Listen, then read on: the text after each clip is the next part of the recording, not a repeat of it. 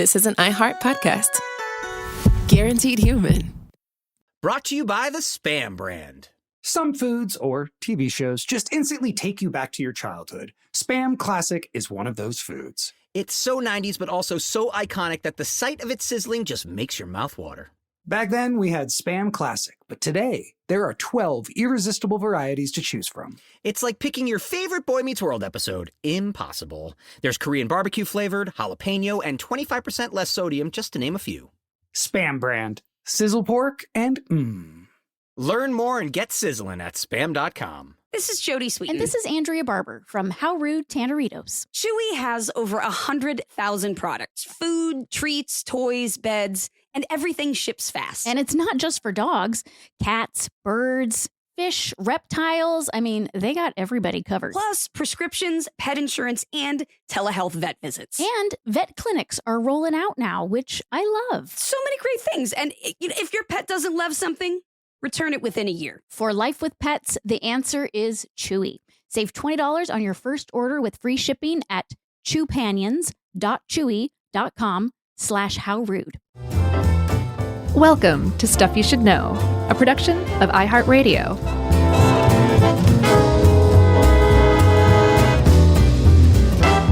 Hey ya, and welcome to the podcast. Hey ya, let's go. I'm Josh, and there's Chuck, and Jerry's here, and this is the podcast. Ta-da! What is that all about? That was my impression of Broadway. Oh, I thought that was your understudy, Matt Frederick. I could see Matt Frederick doing the same thing. I didn't know he was my understudy. Is that right? Is he my successor? No, of course not. There is no successor. Ben Bolin was mine on April Fool's Day. Yeah, that was a good one. But we know that wouldn't fly. No, he got hate We love mail. Ben. Yeah, of course. We don't want to put him in that situation. Oh, interesting. Update.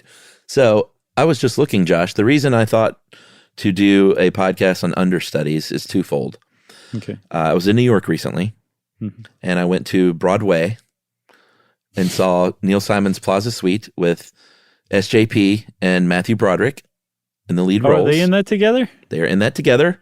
Wow. First time they have shared the Broadway stage in a couple of decades, and I think their first lead performances opposite one another. Real life husband and wife. And it was great, and we had a great time. And two things happened on that trip. One, I hung out with Joey Ciara, our good friend. Yes. And Joey was talking about his friend who is a understudy in Hamilton, I believe the touring production, but maybe not, who knew like 6 different parts that this gentleman could sub in for. And we talked a lot about that, and I was kind of blown away. And it got me thinking about understudies. But then right after we left New York, Matthew Broderick got COVID just a week and a half or 2 weeks into his run, because we saw the last preview.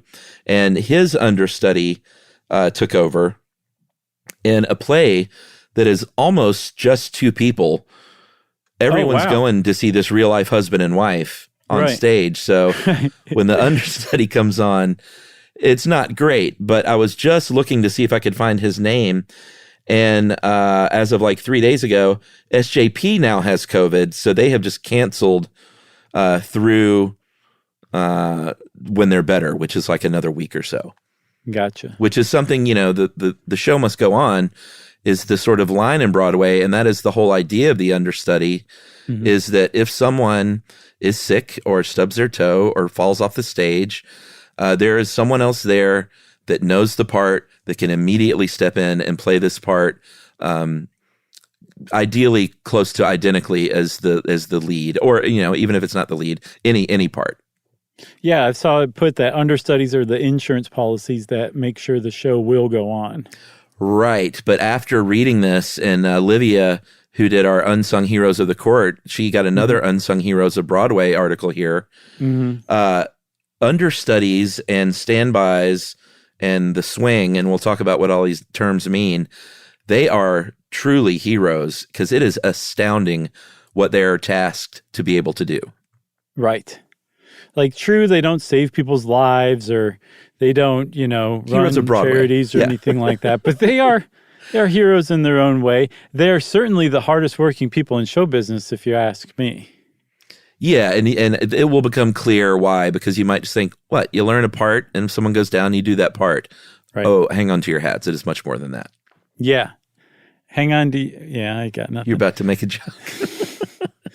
So we are talking understudies, and most people, Chuck, think that when you're talking about an understudy, it is like you said, you know a part, and if the star goes down, you fill in. And it's a pretty thrilling idea, like, somebody getting their shot at a big break after sitting in the sidelines. And it can be very aptly compared to that backup quarterback who literally is sitting on the sidelines, and they get their chance and they show like what a great job they're doing. On Broadway, there's the same thing, and that is the understudy.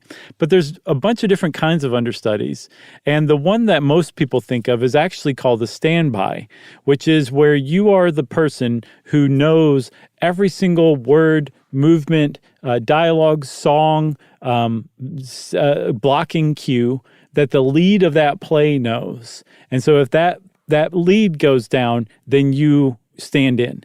But you can go potentially years without ever getting that call. Like over the run of a play, say a multi-years run of a play, you might be on stage a handful of times because your job is that specific. You've got one role and you're filling in for one part only on the basis of some accident or unforeseeable circumstances happen to the lead.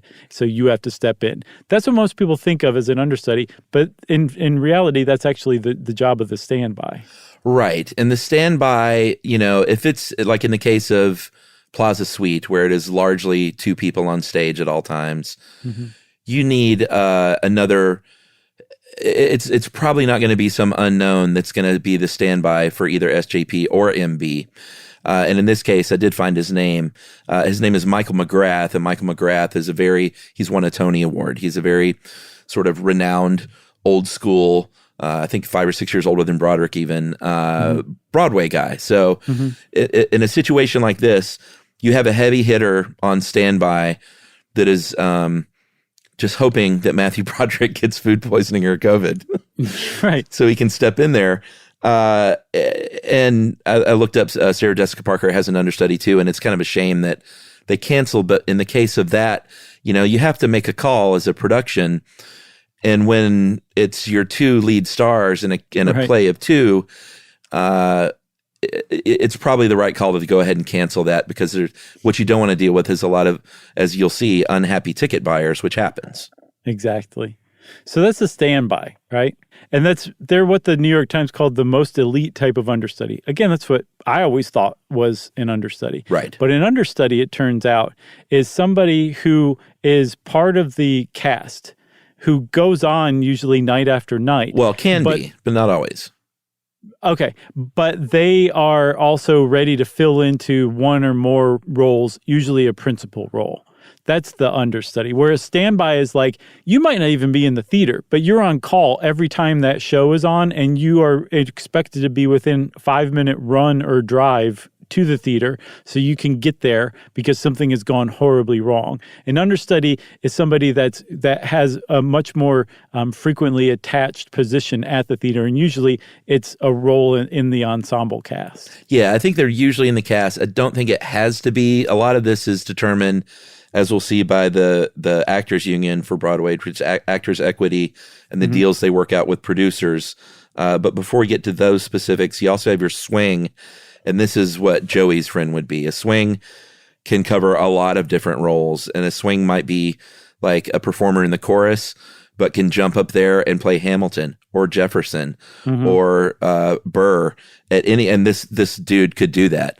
It is one of the more impressive things to accomplish, I think, because all these parts, all the songs, like you said, all the choreography and the blocking. You've got to know, as Olivia points out, something you don't even think about, which is between sets, I have to go back and I got to know what costume I'm supposed to be in and who to talk to, who has that costume. Like, you've got to know every single part to be able to seamlessly transition so that no one, they know because they announce, like, in the role for Matthew Broderick tonight, the understudy will be performing, and there's a collective groan. But had it not be for that announcement, in a regular understudy role, you shouldn't be able to tell the difference. No, because it's not the star. It's not the lead necessarily. Right. It's just, you would never know. But that is something with the swings. So like they might know anywhere between 5 to a dozen of those roles. And like you were saying, Unbelievable. Each of those roles has different costume changes, different choreography, different words to say or sing. And they know all of those inside and out. And when you start to understand what a swing does, then you start to get what I was saying earlier, that they are probably the hardest working people in show business, because on any given night, they're ready to go at a moment's notice to do those roles at the drop of a hat. And it's because they've worked so hard up to that point and keep working too. It's not like there's a time where you can stop and relax. As long as the show is running, over the course of weeks, months, years, however long it goes, you have to basically keep your engine revving, ready to put it into drive all of a sudden and peel out on the stage, lay rubber from the wings. That's how they always put it in the acting world. So that's the understudy, standbys, and the swings. There are also alternates, and this is someone who is scheduled to take the place of one of the actors, in that you might be in Chicago for a 3-year run, and you're like, I don't do the matinees anymore. We have an alternate that does my matinees. Everyone knows this going in. It's not like a sickness or anything happened or an injury happened. Tickets half price. So I mentioned the Actors Equity and the Broadway producers. They work through these contracts just like they would with SAG or the Writers Guild with film and television. And it's all, you don't have a choice on Broadway of how many understudies and standbys and swing that you hire. It's all sort of contractual. You have to hire an understudy for every single role, except for bit players and in some case stars. In the case of Plaza Suite, of course, they had understudies. But if it's a one-person show, you're not going to throw an understudy up there, because it's really about that one person's, there may be some leeway there according to the production and how they run it, but you're not required to understudy the star. Yeah, they also they don't necessarily need to hire understudies if it's a limited run show, like for a few weeks or more. Anything beyond that, though, they probably will need to hire understudies. Right. Or if it's off Broadway or in, a third area stage theater, it's all bets are off. You can do whatever you want. Yeah. You're smart to hire understudies, though. Yeah, for sure. One of the other things, too, is that you start to get into logistics, because if you're working with understudies and they have a regular role in the ensemble, if the lead that the understudy is working under falls ill or sprains their ankle or whatever happens, and believe me, a lot of stuff happens on Broadway. That understudy is no longer filling that role in the ensemble, which means now you got to go to your swings. And does that swing have anything else that they were doing that you need to bring another swing in for? It's suddenly like UPS route in the middle of a blizzard. Right. It's like my nightmare. Logistics is those are the true heroes to me. You say understudies are the true heroes. I think logisticians who deliver things or reroute planes, I think they're the true heroes, because I could not do it. Yeah, and in the case of a Hamilton or a bigger show with a bunch of people that are singing and dancing, if you have a flu that sweeps through, let's talk pre-COVID, and we'll get to what COVID did to Broadway, but a flu that sweeps through the cast and 3 people go down in a week, it's a Jenga game as a production, because like you said, you're pulling people from one role to another, then who fills that role, then who fills that role, and all of a sudden you're looking at the stagehand and you're going, can you dance? Right. Have you been paying attention? They rip off of their normcore outfit and all of a sudden they're wearing a tight-fitting tuxedo and soft shoes underneath. It's so good. What a story. So let's go back to talking about logisticians. Okay. But there's an equation, Chuck, that these producers and the director and everybody, although I think it's probably up to the producers, are making. When you start to go down the list and you're moving everybody around, eventually you get to a point where the show or the cast doesn't really resemble the cast that the people coming to see the show are coming to see. Yeah. And after a certain point, it's probably like so many people are going to ask for a refund or some partial refund or something that you're better off just giving everybody some time off and just, canceling the show for a day or two. Yeah. Those, Olivia came up with some great examples over the years of like when multiple people go down. In 2016, there was a cold on the set of Falsettos, and the lead role, Stephanie J. Block's role of Trina, went down. Understudy went down. And then there was a swing, Stephanie Umoh, U-M-O-H, covering different roles.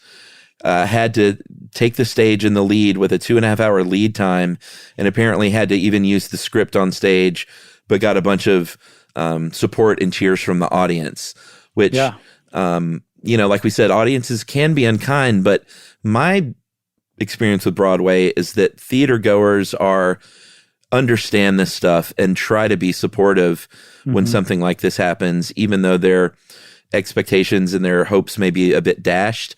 Like Livia talks about people booing and stuff like that. I wouldn't like to think that happened. I'm sure it has, but they're all from Jersey. Bridge and tunnel, baby. Generally, I think there are more stories of people trying to support the people on stage than go, what is this? I want my money back. Yeah. Like clapping for the person who has to use the script because they're so unprepared. That's a very meta-modernist response to that. All right, let's take a break. Okay. And we'll come back and talk about what kind of money these people make right after this. Learning stuff with Joshua and Charles. Stuff you should know. Okay, so my dog Little has figured out what a Chewy box looks like. And so she sees it and immediately assumes it's for her and goes rushing over to it. Issa is the same way. She barks at everyone else, but the Chewy box, she's like, I'll let that one slide. And you know what? I can't blame her. Chewy has over 100,000 products: food, treats, toys, beds, but all the stuff that both our dogs love. And it shows up in like 1 or 2 days. Like I've barely hit the order button and it's already on my porch. So convenient. And it's not just dog stuff. Birds, fish, reptiles. Chewy's got the whole pet universe covered. You know what surprised me was the health side. Now, my sweet Holly was a medically complex poodle with her heart disease and her kidney disease, and she needed a lot of prescription meds and prescription food. And Chewy was outstanding and really went above and beyond to make sure that she had what she needed. So I appreciate that. And Chewy will take care of all prescriptions, pet insurance, telehealth, vet visits. The list goes on. And they're now rolling out actual vet clinics. So that is huge. Amazing. And if Little turns her nose up at something, which she does quite often, I can return it within a year with no questions asked. And if I ever need help, Chewy's 24/7 customer service is actually helpful. Chewy just makes the whole pet parent thing feel easier. They really do. For life with pets, the answer is Chewy. Save $20 on your first order with free shipping at chewpanions.chewy.com/howrude. Joy is essential, and it's also elusive. You can't order it, you can't borrow it, or simply hope it into life. But now, there's a new and exciting way to start your journey toward a more joyful existence. Joy 101. It's a new podcast hosted by me, Hoda Kotb. Together, guys, we'll have meaningful conversations with the world's most fascinating people. Entertainment legends, sports icons, wellness experts, and everyday people will share how they find, allow, and experience joy. And I'll offer some of my own tips and takes on seeking a more balanced and harmonious life. If you're craving inspiration, support, and useful tools to maximize your joy, tune into these candid, uplifting, and moving on-air chats. Joy after a breakup, joy as an empty nester, joy after a loss, joy as a caretaker. This new podcast will speak to you. Listen to Joy 101 on the iHeartRadio app, Apple Podcasts, or wherever you get your podcasts. Things are getting eerie this week on Snafu with Ed Helms. My Favorite Murder hosts Karen Kilgariff and Georgia Hardstark join me for the unsolved kidnapping of William Morgan. It's a great true crime story filled with secret society intrigue and murder. Freemason files. Karen, you just birthed a conspiracy, and I'm here for it. Yay. Listen to Snafu on the iHeartRadio app, Apple Podcasts, or wherever you get your podcasts. You can hear it, true, but now see it. Crime Stories now available with video episodes, free in the iHeart app. Watch all your favorite podcasts, full episodes, start to finish, gavel to gavel, soup to nuts, all in the free iHeart app. You can also watch all your other favorite podcasts like Hey Jonas, Las Culturistas, Post Run High, and so many more. Hear the voices you know. Now see them and see the moments you've missed. Open the iHeartRadio app, search video podcasts and crime stories, and then just tap watch. I'll see you on video, friend.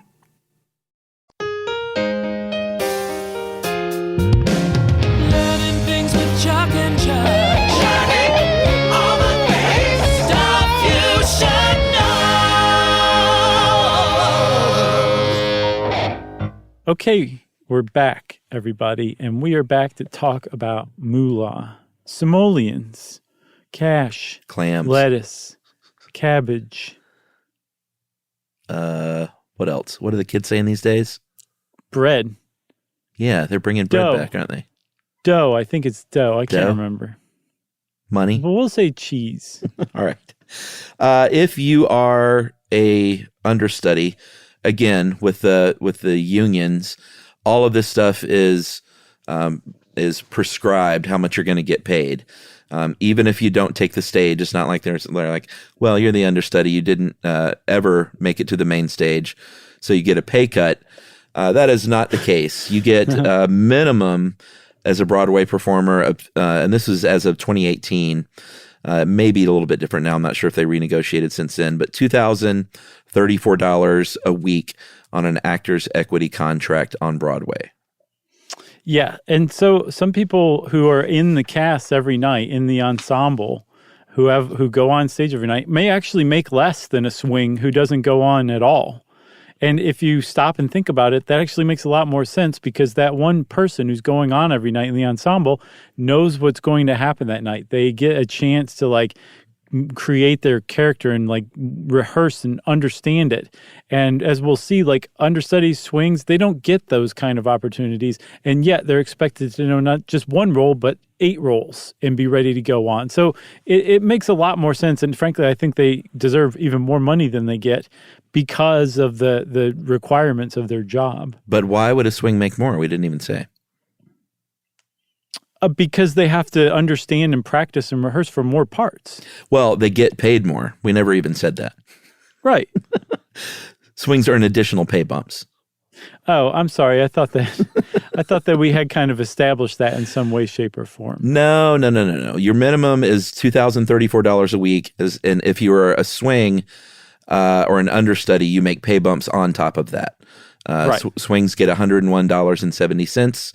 Or $15 if you're a partial swing, and an understudy of a principal role gets an additional $54.50, or understudying ensemble an extra $15. Right. That makes sense. So take what I was saying before and now move it to what to like right here, because it'll make more sense now that I've said that. But you can understand. I think that I think you should get a bump for every role that you have, not just a bump for having multiple roles. You know. Well, yeah, that'd be great. Like if you are a swing for like 6 roles. Yeah, you'd be like $100 a piece. You'd be like, don't put me on stage. Give me another role instead. I'm sure that we have Broadway understudies listening there. They're probably like, hey, let's get Josh in there on this next union negotiation. Yeah, give me a cigar and like a ill-fitting vest, and I'll roll up my shirt sleeves and get down to business. Because you're probably the only person that's ever asked for that. Right. Like I'm a genius. I just give them more money. If you're preparing for this, I mean, there are, depending on who you are as an actor, you're going to have different ways of preparing, period. And Livia found some good examples of what some people have done. There was an actor named Jay Douglas in 2007, a member of Drowsy Chaperone. That's a laugh out loud Broadway title, if you ask me. It is. Yeah. He covered 2 ensemble actors in a standby for 4 principals. So that's a lot of work. Mm-hmm. And Douglas would sit in the audience, at least, initially, and sit there with a recorder and quietly record all the movements and then go home and transcribe this stuff and then just study, basically. Yeah. That's one high-stress job, court stenographer, colliding with another high-stress job of understudy or swing. You know, good job, good point. So Jay Douglas would take all those notes and create basically like a dossier on each of the characters he was expected to fill in for. And so if he got enough notice, he could like consult the dossier and, refresh his memory of it. Like if you're an ensemble actor or even a lead, like you probably have one script and that's all you need. This like Jay Douglas and others would have like multiple scripts and multiple like workups or write-ups on their different characters. That in and of itself differentiates them to an astounding degree. Totally. And then, besides just learning this stuff, all the things that we talked about, sometimes it's different accents, that you have to do and kind of bounce between. You also have to be in Broadway shape. And Livia found the example of it's either Laquette or Laquette Charnel Pringle, who was a swing on Mrs. Doubtfire, who, aside from learning all these parts over and over again in her mind, was like, doing PT and like physical training and doing voice work, because you have to keep in physical shape and you have to keep your voice ready for that kind of stamina that it takes, because it may not just be a single performance. You may have to step in for a week or more, or you may eventually become that part. Yeah, that's the thing we'll talk about. But there is a possibility that you could end up like permanently in that role if things work out in your favor. You got to have your toolbox ready, right? Your machine. So one of the things I said is I don't want to make it seem like it's easy to be an ensemble member of a Broadway show. Of course not. This is the point. It's really, really hard, stressful, anxiety-inducing work to do that. And it's work. Like, it's definitely craft, and the people who do this love what they're doing. But it's also, like, really hard work. What I'm saying is that if you are an ensemble or a principal and you go out there every night, you have all sorts of benefits of developing your character just through sheer repetition over time, learning everything so it's like rote. The people who work as understudies and swings, they don't get that. They very frequently will have not actually done any sort of real rehearsal before they might be pushed out on stage and asked to go ahead and deliver a performance that's on caliber with whoever it is they're replacing, even though they've never actually rehearsed that kind of thing. Yeah, I mean, if you are a principal standby, then chances are they call it a put-in. Chances are you have rehearsed with the main cast, you've gotten in that costume, you've worked with the orchestra and the show lighting, because that all counts. Like if you haven't rehearsed this stuff, if you've just done it under just the regular stage lights being on and they're like the musicians aren't there, like everything changes when it's go time and that curtain drops on the night. And if you're not used to that, it's a whole different situation. But if you are a principal, you've probably done put-ins and at least gotten the benefit of maybe a rehearsal or two. I would like to think in the case of something like Plaza Suite that SJP did a full run-throughs with the Matthew Broderick's standby and vice versa, because it's just such a high-pressure situation with just the two parts. Yeah, but if you're in a big show, there are no guarantees that you're going to have gone through any rehearsal at all necessarily. Or if you are, it's rehearsing with other understudies and swings and maybe the assistant director with no music and no stage lighting and no costumes, like during the day on a weekday. Right. And even during those rehearsals, swings might have to fill in for multiple parts during the rehearsal. Right. So, I mean, just the lighting alone, you got to know the lighting cues. You got to know where to stand. If the light's supposed to be on you, you want to step in just the right place because that's where the lighting person's going to shine that light. If you're rehearsing with work lights, that's a huge disadvantage if you've never done like the lighting blocking. And that's basically like part and parcel with how understudies and standbys and swings are expected to work at a genuine disadvantage, but they're expected to give, like on caliber performances with the people who have had all those advantages. Another reason why I say the hardest working people in show business. I'm picturing a scenario one day. By the way, you might be able to hear hammering next door. There's construction next door. I can't hear it. Okay. I just wanted to let everyone know in case you hear a hammer banging. It was bound to happen because there's construction next door. But I'm picturing a scenario one day where we're all out in New York with you, me, and Emily. We're all having dinner with a big group of people. And someone's like, oh, my friend's coming who's in a Broadway show. And we're all excited. And Emily's was a theater girl, so she's musical theater. So she's like peppering them with questions. And you take like a sip on your martini and say, so how many parts did you play? And the table gets quiet. And they're like, oh, just the one. It was one of the main ensemble parts. And you go, oh, just the one. Interesting. Man, you just nailed your impression of me. And just everyone gets really quiet. And we're like, what's the deal with Josh? Because they get up and go to the bathroom. And I say, he's all about the understudy. And they go, oh. And I'm in the bathroom going like, what did I say wrong? Why doesn't anyone like me? Why did you have to screw up this dinner too, Josh? So, Chuck, let's move on. Rehearsals, not good as far as the understudies go. One of the other things that I think we have to mention that you pointed out earlier is that especially with principals and stars of the show, those standbys and understudies are expected to deliver exactly the same performance that the star does every night. Like they're not like, go in there and do it your way, right, kid. They're like, go in there and do it exactly the way this actual star does it, kid. Don't screw up. And there's real reason behind that. Like, it's not just like, you're being treated like cattle. It's the star has done this in a certain way so that other people have come to expect this ad-libbed line that was ad-libbed once 3 years ago and now is like a regular part of the show, even though it's not in the script. They expect you to say that same line. So that you have to know that role, that character so well that you know the character that the actual star has created from the script.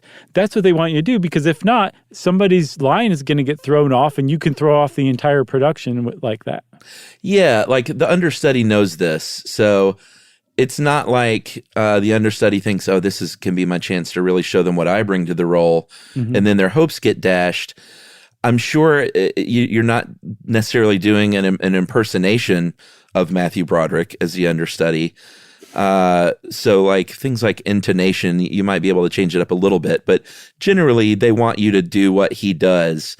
And we'll talk a little bit more about what COVID has done, but one apparent thing that COVID has done is given a little more appreciation to the understudy and a little bit more of a, well, hey, in certain situations, maybe it's okay for you to bring something else to the role if we talk about it beforehand and stuff like that. Like, don't surprise everybody.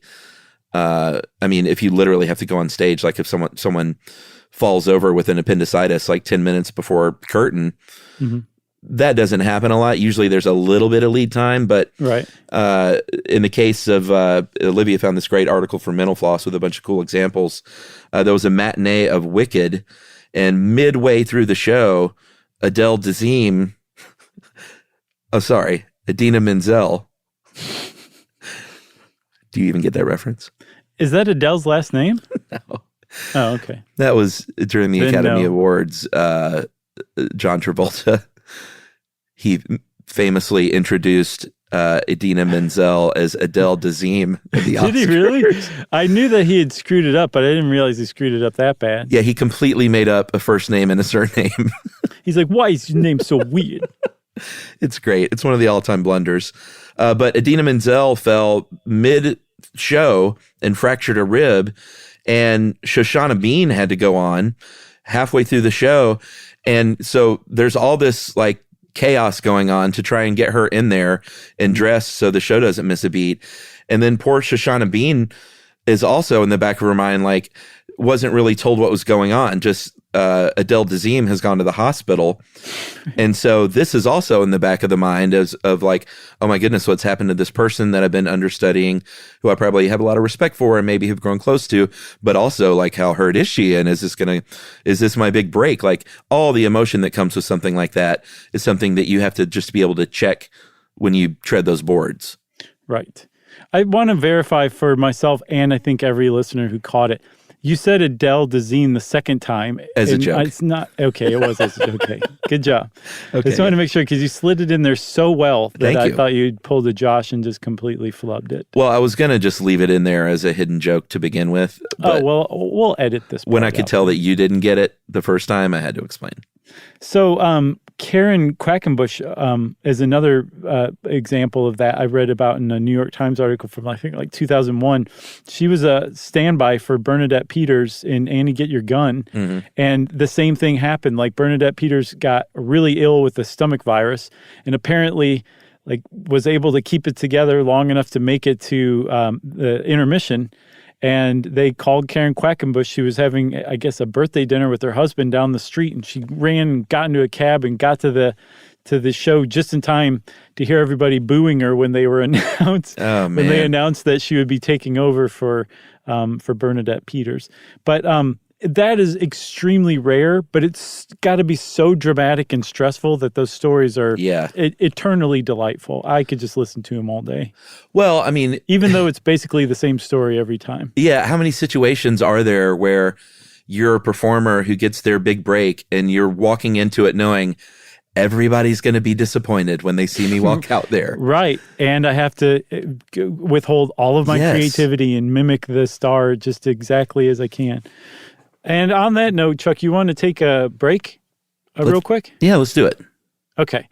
We'll be right back, everybody. Learning stuff with Joshua and Charles. Stuff you should know. Okay, so my dog Little has figured out what a Chewy box looks like. And so she sees it and immediately assumes it's for her and goes rushing over to it.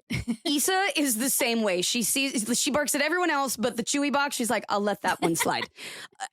You know what? I can't blame her. Chewy has over 100,000 products: food, treats, toys, beds, but all the stuff that both our dogs love. And it shows up in like 1 or 2 days. Like I've barely hit the order button and it's already on my porch. So convenient. And it's not just dog stuff. Birds, fish, reptiles. Chewy's got the whole pet universe covered. You know what surprised me was the health side. Now, you know, my sweet Holly was a medically complex poodle with her heart disease and her kidney disease, and she needed a lot of prescription meds and prescription food. And Chewy was outstanding and really went above and beyond to make sure that she had what she needed. So I appreciate that. And Chewy will take care of all prescriptions, pet insurance, telehealth, vet visits. The list goes on. And they're now rolling out actual vet clinics. So that is huge. Amazing. And if Little turns her nose up at something, which she does quite often, I can return it within a year with no questions asked. And if I ever need help, Chewy's 24/7 customer service is actually helpful. Chewy just makes the whole pet parent thing feel easier. They really do. For life with pets, the answer is Chewy. Save $20 on your first order with free shipping at chewpanions.chewy.com/howrude.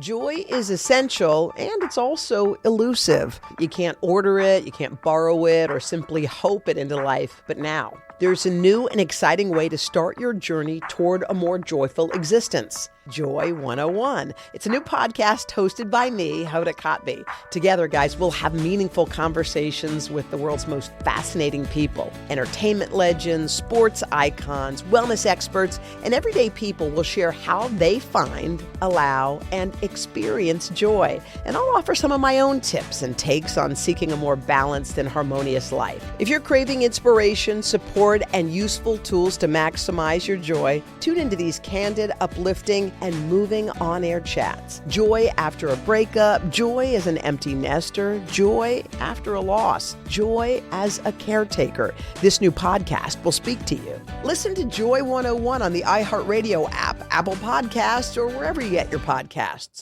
You can hear it, true, but now see it. Crime Stories now available with video episodes, free in the iHeart app. Watch all your favorite podcasts, full episodes, start to finish, gavel to gavel, soup to nuts, all in the free iHeart app. You can also watch all your other favorite podcasts like Hey Jonas, Las Culturistas, Post Run High, and so many more. Hear the voices you know. Now see them and see the moments you've missed. Open the iHeartRadio app, search video podcasts and Crime Stories. and then just tap watch. I'll see you on video, friend. Things are getting eerie this week on Snafu with Ed Helms. My Favorite Murder hosts Karen Kilgariff and Georgia Hardstark join me for the unsolved kidnapping of William Morgan. It's a great true crime story filled with secret society intrigue and murder. Freemason files. Karen, you just birthed a conspiracy, and I'm here for it. Yay. Listen to Snafu on the iHeartRadio app, Apple Podcasts, or wherever you get your podcasts. Learning things with Chuck and Chuck. Learning all the things. Stuff you should know. Okay, we're back. And as I was saying, those stories where, somebody gets their big break because the star, got sick or whatever are few and far between. But for the most part, all the stuff we've talked about where like the stress, having to, keep your creativity, your own personal creativity in check and do mimicry, like being on call and never having any idea when you're going to go on. For some people, you're like, I would never want to do that. It sounds awful. But there are people who like make careers out of this type of acting. And it's one of those things where once you prove yourself once, twice, a couple of times, they will call you anytime you want them to. You can be an understudy, you can be a standby, you can be an alternate for the rest of your life because it's so difficult to do that. If you prove yourself, you're in. Yeah, I think there's a lot of jobs in the world that some people view as stepping stones or transient jobs that other people are quite happy to do their whole life. I remember when I first went to LA and when I was 18 and my brother worked on Dear John and I was he got me on as an extra. Man, I love that show. Yeah, it was so good. And I was in it. Which episode? Oh, I remember Kirk goes skiing, John. I don't remember exactly what happened. I could probably dig it up, but I play a bus boy in a scene, and 18-year-old me, I look like I was 12, but I was up there with the extras in between, and this is my first experience with any of this stuff. And I remember these extras that seem so old to me. They were probably in their 30s now that I look back. So old. But they were kind of career extras. And I remember talking to them about that. And they were like, sure, I still audition, but the reality has hit me that I'll probably never make it. But hey, I'm in the union. I've got great health care. I constantly work as a stand-in or an extra or a featured extra and make good money. And I know my schedule, and I'd rather do this than wait tables or something. Where waiting tables, that can be a permanent job. I worked with career waiters as well. But understudies, it's like you said, it's not always just a transient thing. You got to have, just because you're good on stage and you can sing and dance doesn't mean you can handle the kind of additional pressures that come with this. It takes a special kind of performer, and some people are good at it and they know it and they stick to it. I'm sure they always would want that lead part, but it's not like they're like, oh, if I could just get out of this understudy thing all the time. No, some people really get off on the additional pressure of not knowing and knowing you could be called at any second. Some people really like that. And then the additional work of having to understand and know all these different parts. Some people really like that. But like you said, a lot of people view it as a stepping stone. And astonishingly, it actually has been a stepping stone. Sometimes the stars have aligned for people whose names we know today because they started out as an understudy or a standby. And Bernadette Peters, who I mentioned, she went down during one performance. She actually started out as an understudy, I think all the way back in age 13. And then later on Broadway, with her first real Broadway job, she was a standby. So she started out. I don't know that she had any moment where, she hit it big. I think she just was one of those, workhorses who's give me whatever job you can, and then just kept going from there and became a star as a result.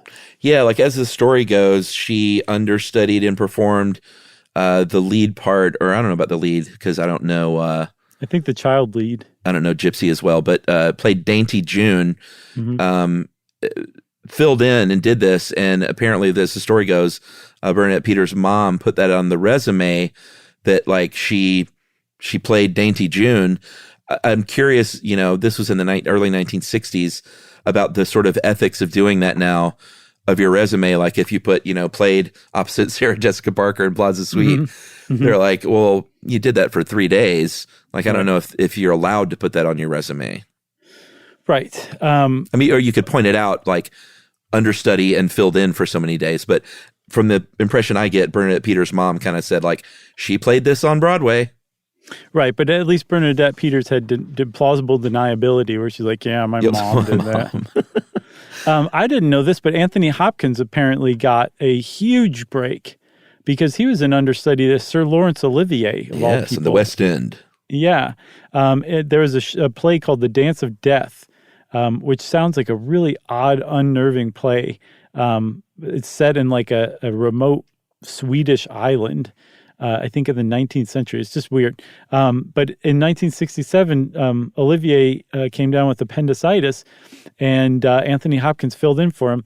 And Olivier basically said he crowned him as like his successor by writing about what a good job. He said he walked away with the part of Edgar, that was Olivier's role, like a cat with a mouse between its teeth.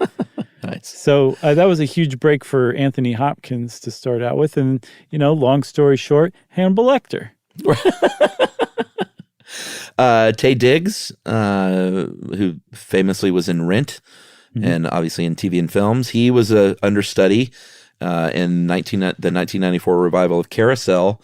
And then Shirley MacLaine, film legend Shirley MacLaine, was an understudy on Broadway in the 1950s as a teenager.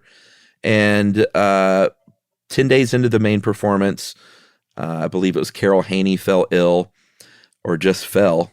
Yeah, I think fell. It was an injury in this case. Finished the show, but Shirley MacLaine had to fill in with about a half hour's notice. Screwed up a little bit, cursed audibly on stage because she goofed up and like dropped her hat in one scene. But everyone was impressed, and Alfred Hitchcock came to see that play a few months later and cast her in The Trouble with Harry. And she went on to great, great fame. Yeah, and she became... Whose mom was she? Whose mom? Whose kids? I don't know. I don't either. I always want to say Carrie Fisher, but that's Debbie Reynolds' kid, right? Yeah, is that what you're thinking? Maybe. Who knows? There's another one too, Chuck, that's worth mentioning because she kind of ushers us into the Broadway in the COVID age. Her name is Sutton Foster. She was an understudy. She tried out for the lead in Thoroughly Modern Millie, and she didn't get it. So she said, okay, well, will you make me the understudy to that role? And it turned out the actor who had that role left. And so they turned to Sutton Foster and said, hey, you want to star? And she turned it into I think a Tony Award in 2002. Well, fast forward to December of 2021, and she's working as the lead in The Music Man, I believe. And she catches COVID. And her understudy takes over for her, Kathy Voytko. Yeah, Voytko. She took over for her, and she did such a great job that one of the greatest people on the planet, from what I can tell, Hugh Jackman, gave a now famous speech singing the praises of understudies, and Kathy Voytko Did he really in particular. sing it? He should have. Almost. He had to stop himself, you could tell. Yeah. But he was talking about, he said something like when she arrived for work today, she could have played any of 8 different roles, and then went on to basically talk about how understudies are like the thing that keeps Broadway going. That's awesome. And it was because Sutton Foster came down with COVID that Kathy Voytko got to kind of step into that spotlight, courtesy of Hugh Jackman. And one of the reasons it became such big news was not just because Hugh Jackman gave the speech, although in large part it was, but also because COVID was just decimating Broadway at the time. And there were shows that were like, having to cancel performances. There were all sorts of understudies and standbys and alternates being thrown every which way. And it was a really hard time. And I think still in some ways is a hard time for Broadway right now. Like you said, Plaza Suite is currently dark right now. On hold. Right? Yeah, because of COVID. Yeah, I mean, I think what it did was it really highlighted necessity and the value of swing and understudies and standbys. I think they were probably, or at least it seems just from reading up on it, for many years, a little taken for granted, of course, that they would always be there, maybe underhired, because Broadway, like a lot in the film and television industry, you are expected to perform sick or injured, unless you absolutely cannot. It's not like regular jobs. You're like, I don't feel too good, I can't go in. It's like, you go in anyway. There was the president of Actors Equity, Kate Schindel, tweeted out, and this was about, the COVID surge and the slide on understudies, tweeted this: my educated guess is that when employers consistently reject our efforts to negotiate for more swings, understudies, and sub-stage managers, we haven't even talked about that. Like if you're on the crew and you get sick, someone has to fill in. Because the industry model has grown dependent on people working sick or injured, it's short-sighted and unsafe. And this, kind of forced Charlotte St. Martin, who is president of the Trade Association of the Broadway League, to sort of apologize, to like fully apologize and kind of call for producers to cover their shows adequately. And it, like I said before, it led to more things like, hey, maybe an understudy can actually bring a little something to the role. Maybe we shouldn't take them for granted as much. Yeah, Charlotte St. Martin had apparently thrown some shade on the understudies and got called out by Kate Schindel. So I guess from what the New York Times is saying, they are able to, or they're using this to try to make it easier on understudies and standbys to give them like full rehearsals and actually have the lighting people there during it, and like make it so that it's just a slightly less stressful job and that there's more of them working, which is, that is good. Like that's an improvement. And it's the same thing like you were saying with the film industry, when the transition it's going through now, where it's like, no, you really shouldn't work a 28-hour day every day and just be expected to whenever the director or producer wants you to be there. It's anytime there's an improvement like that, it's an improvement for all. Amen to that. The one thing I don't think we mentioned that I think is important is that sometimes you may audition as the understudy, and sometimes you may audition for the lead role if it's not like already set in stone, like Matthew Broderick's going to play this role and that's why we're doing it. If it's just open auditions for the lead role, they might say, boy, you're really good and I'm not going to cast you, but I'd love to cast you as the understudy. Sometimes it goes that way. Yeah. So like if you want to be on stage, you have to basically be like, I'm not doing this anymore. I'm not taking understudy parts, because you can get typecast into them because it's hard to do and not everybody wants to do it. Or you roll the dice that, things happen. That thoroughly modern Millie's going to crack her ankle.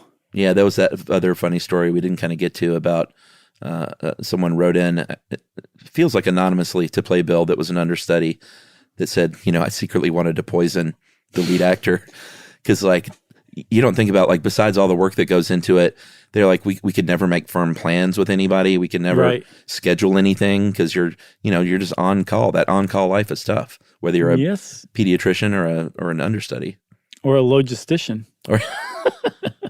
Very nice. Bring it all back around. You got anything else? Nothing else, sir. Well, everybody, I say go out and hug an understudy, a standby, a swing, or an alternate today. Yeah, ask them first. Yes. They may not want to be hugged. Especially if they're not wearing a name tag with the hug dot system on. That's right. Well, since Chuck said that's right, of course, everybody, that means it's time for listener mail. I'm going to call this Sliding Canada, as always.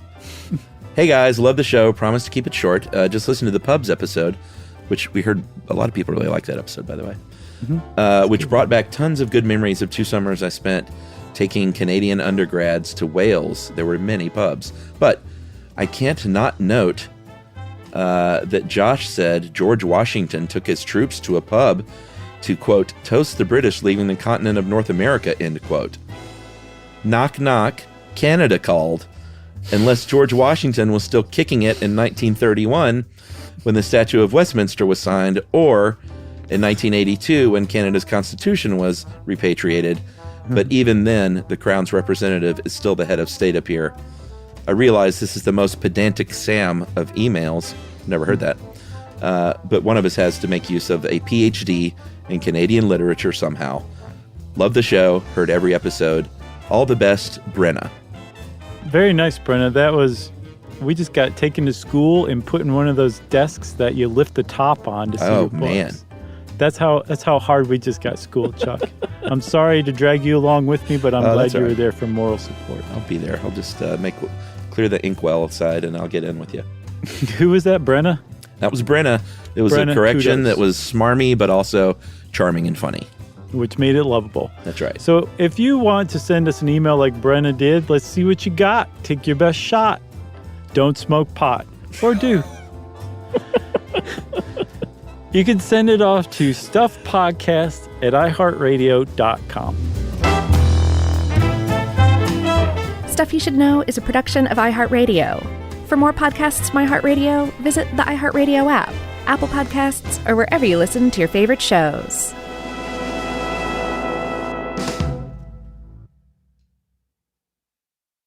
This is Jody Sweeten. And this is Andrea Barber from How Rude Tanneritos. Chewy has over 100,000 products. Food, treats, toys, beds, and everything ships fast. And it's not just for dogs.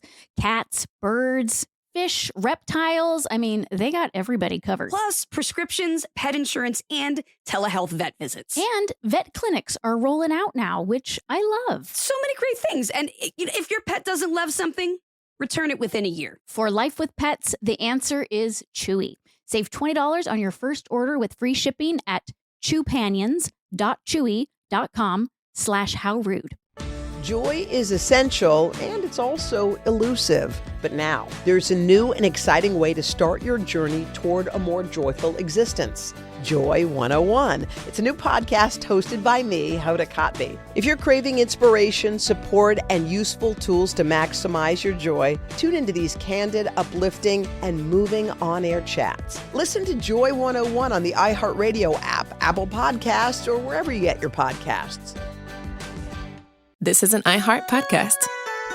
Guaranteed human.